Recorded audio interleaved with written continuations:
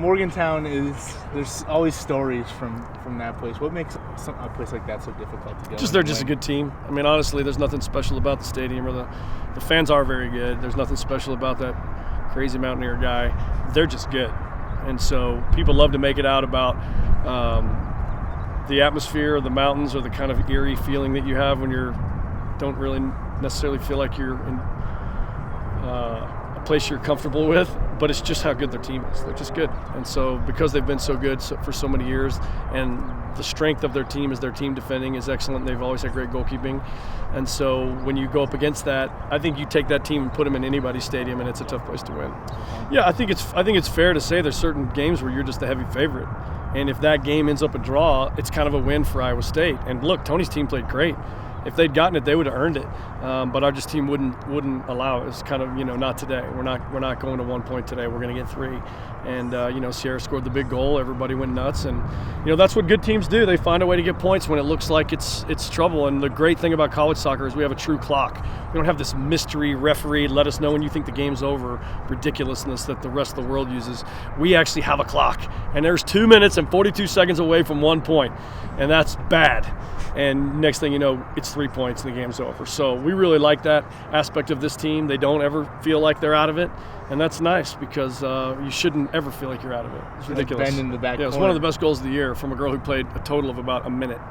But you always say to the bench, it's a bit of a coaching cliche, but who's ready?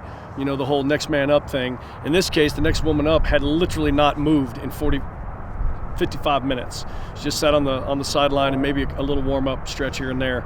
But her mind was ready and her body followed. So great composure, great finish. Nikki just said to the girls, look, we just need some quality. Like, we're kind of over our skis here. We're just so excited. We're just like, calm down, take your chance. And she was calm and composed and scored one of the best goals of the year. Can you say that you gave her a great motivational speech and that's what drove her? Yeah, this was the motivational speech. Demi, your nose is bleeding. You can hit a ball really hard. Get in. That was literally the strategy at its finest. Very high tech, very, very sophisticated. I looked over the laptop. I saw the numbers, made a decision based on technology. No, just she can smash a ball. She's got a great attitude, uber competitive. This girl's got a bloody nose. You get out, you get in. And she rewarded us for the right decision. But that really has to fall on her. Can't take a lot of credit for that one. It's called coaching instincts. Exactly. Yes, we felt it deep down inside. What do you expect to see from the Mountaineers this weekend? They're a team that's a bit in transition. They're growing. The consistent threads that they've always had are running through this team, but they're trying to find their feet as well. They had a great win against Texas, had a disappointing loss, earlier in the Big 12 run. So I think they're a little bit like all of us, just trying to find the right chemistry on the right day. They're going to be better at home this year than they're going to be on the road. So unfortunately, our schedule takes us to Morgantown, but I think they're going to have a lot of the same tendencies. The coach knows what she's doing. She doesn't have that many trophies for nothing. So we'll see a lot of the same character traits. The names and faces have changed. So, we're a little bit more mature up front than we are in the back, but man, our back line's played great. So that's all evening out.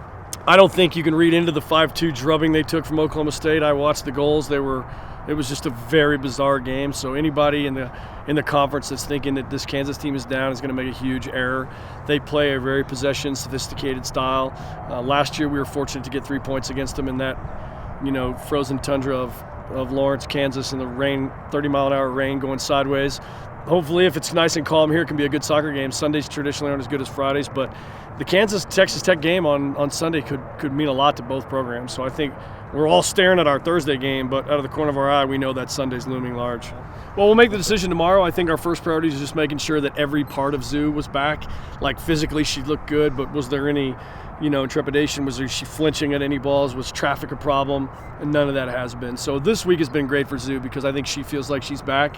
And obviously Maddie's played great and has been recognized for those efforts. But we're, we'll make the decision tomorrow. It's not going to be like a big secret, or we're not going to unveil something. It's just a lot of reason says to stay with the hot hand, and there's experience on the side of Zoo. So we'll make our decision tonight, and then tomorrow at practice, whoever's with the starters, they'll know that they get to start. Well, it was just so crazy because it was so cold and it was such a hard-fought game, and it was tough for us trying to get to score. And the second Demi got hurt, I was shocked, and I went in and I did my part, and my teammates helped me do that, and I wouldn't have been able to do it without them, and her especially. it was so cold that I couldn't even get my jacket unzipped, so she had to unzip it for me. But after I scored the goal, it was just such a good feeling that I could do that for my team because they fought so hard all game. To finish it out for them was like the greatest feeling in the whole world, and for her to be there with me, it's such a special moment that we get to play together, and especially for that to happen. I unzipped. She hadn't warmed up like in an hour, and so she was like, "Savannah, take my jacket off." And so I unzipped her jacket, and she went in there, and then she scored. And I ran out there, but I didn't get in the huddle because I was bawling, crying. Like I literally could not stop crying. I was just like in shock and like so happy. We really needed that game, so it was really awesome. And just for her to score, I couldn't contain it. I was just crying the whole time. I saw the backside open, but whenever it came to me, I was like, I just need to shoot this. I mean, why not? We're tied. We need to win this game. So I just saw the backside open, and I just do what I do, and I just put it back post, and it turned out really well. I figure you can't feel your feet, body. No, I couldn't even feel my legs, but it was worth it. So. We can go Sierra and Savannah again. Okay. For you guys, how big was it after what happened against Oklahoma and feeling like you dropped points there to then go to overtime again, but this time coming away with the late goal against Iowa State? Yeah, after we tied, our practice back was really sharp and really good, and we were ready to get back and try and win more games and get more points. I think we all know that we're not really fine with just 1 point. Like, we want to win, and I think we showed that in the practice after we tied because we came out really sharp and had a really good practice. Really, we just weren't okay with the tie. Like we needed a win, and we knew like whenever we played Iowa State, we have to win this game. We will not accept anything else except for a win. So yeah, our practices were really sharp. We were all really focused, ready to go the whole week, even when we weren't practicing. This is for either one of y'all. Savannah, what have you told Sierra about what it's like playing on the road in West Virginia? Because we've heard stories of like kind of.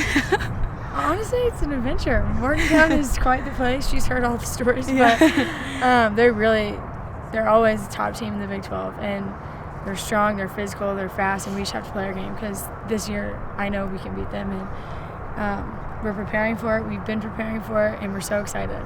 We saw them beat Texas, and now the race is really up for grabs, and so we're just really excited to get on the road. Sarah, what's your first season been like when getting to experience those Big 12 road games and everything that has to offer? It's honestly been so cool, and I think this is probably the best group of girls to do it with. We're all so close, and that makes it even more special. I mean, it's so great being able to go to places like West Virginia where I hear it's so crazy there to play, and I know it's hard to get points there, but I think we can do it, and I think that's what we're all going there for, is to get points for sure.